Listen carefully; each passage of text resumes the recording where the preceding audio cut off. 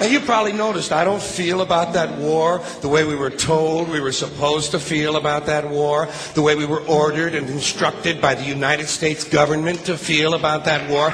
You see, I tell you, my mind doesn't work that way. I got this real moron thing I do. It's called thinking. And I'm not a very good American because I like to form my own opinions. I don't just roll over when I'm told to. Sad to say, most Americans just roll over on command. Not me. I have certain rules I live by. My first rule, I don't believe anything the government tells me. Nothing. Zero. Nope.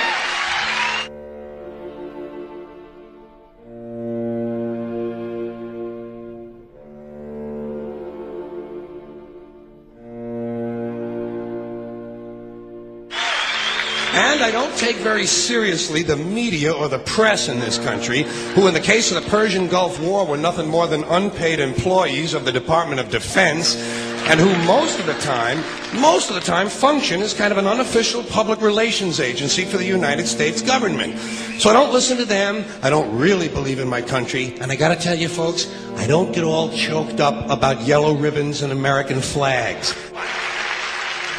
Now, to balance the scale, I'd like to talk about some things that bring us together. Things that point out our similarities instead of our differences. Because that's all you ever hear about in this country is our differences. That's all the media and the politicians are ever talking about, the things that separate us, things that make us different from one another. That's the way the ruling class operates in any society. They try to divide the rest of the people. They keep the lower and the middle classes fighting with each other so that they, the rich, can run off with all the fucking money. Fairly simple thing, happens to work. You know, anything different, that's what they're going to talk about. Race, religion, ethnic and national background, jobs, income, education, social status, sexuality, anything you can do, keep us fighting with each other so that they can keep going to the bank. You know how I describe the economic and social classes in this country? The upper class keeps all of the money, pays none of the taxes.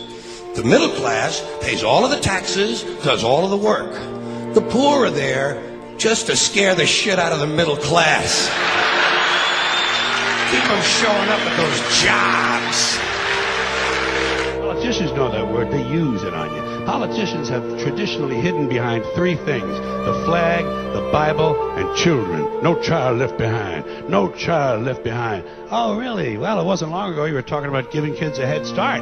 Head start, left behind? Someone's losing fucking ground here. But there's a reason. There's a reason. There's a reason for this. There's a reason education sucks, and it's the same reason that it will never, ever, ever be fixed. It's never going to get any better. Don't look for it. Be happy with what you got. Because the owners of this country don't want that. I'm talking about the real owners now. The big, the wealthy, the real owners, the big wealthy business interests that control things and make all the important decisions. Forget the politicians. They're irrelevant. The politicians are put there to give you the idea that you have freedom of choice. You don't. You have no choice. You have owners. They own you. They own everything. They own all the important land. They own and control the corporations. They've long since bought and paid for the Senate, the Congress, the state houses, the city halls. They got the judges in their back pockets, and they own all the big media news, all the big media companies. So they control just about all of the news and information you get to hear. They got you by the balls. They spend billions of dollars every year lobbying to get what they want. Well, we know what they want. They want more for themselves and less for everybody else. But I'll tell you what they don't want. They don't want a population of citizens capable of critical thinking. They don't want well-informed, well-educated people capable of critical thinking. They're not interested in that. That doesn't help them. That's against their interest. That's right. You know something? They don't want people who are smart enough to sit around the kitchen table and figure out how badly they're getting fucked by a system that threw them overboard 30 fucking years ago. They don't want that. You know what they want? They want obedient workers. Obedient workers. People who are just smart enough to run the machines and do the paperwork, and just dumb enough to passively accept all these increasingly shittier jobs with the lower pay, the longer hours, the reduced benefits, the end of overtime, and the vanishing pension that disappears the minute you go to collect it. And now they're coming for your Social Security money. They want your fucking retirement money. They want it back. so they can give it to their criminal friends on Wall Street. And you know something? They'll get it. They'll get it all from you sooner or later, because they own this fucking place. It's a big club, and you ain't in it. You and I are not in the big club.